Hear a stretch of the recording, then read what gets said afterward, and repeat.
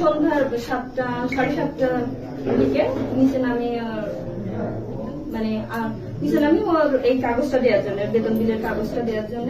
সেই যখন ওর ডাকি কথা না শুনে, মানে ডাক উত্তর না নেয়, তখন আমি আর বিআরডিবির আরো যা কর্মী আছে তারা এই 4 জন মিলে দরজা ধাক্কায় ধাক্কানোর সাথে সিটকিনি খুলে দেখি সে জানালার সাথে ফাঁস দিয়ে, মানে প্রথমে তো বুঝতে পারিনি যে এটাতে ও, আমি তো ভাবছি সেন্সলেস হয়ে গেছে, ওইভাবে বসে আছে। পরে নাম কি? যে পাপিয়া দত্ত, ও সমাজসেবা শিশু সুরক্ষায় আছে। তারপরে দেখি এভাবে বসে আছে। পরে দেখি জানালার সাথে অন্য দিয়ে ফাঁস দিয়ে। তারপরে আমি আনসার বিডিপি অফিসে চাকরি করি, উপজেলা প্রশিক্ষিত পদে, স্বপ্ন দত্ত।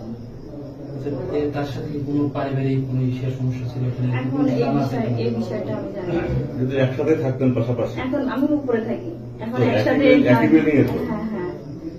কখনো কোনো বিষয়ে আপনার সাথে শেয়ার করছে কিনা?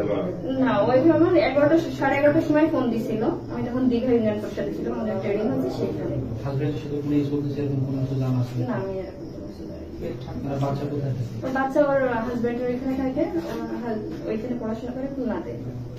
কয়টা বাচ্চা ওনার? ওর একটা মেয়ে। স্বামী কি করে? স্বামী ওষুধ কোম্পানির চাকরি করে। বাড়ি কোথায় ওনার? খুলনাতে।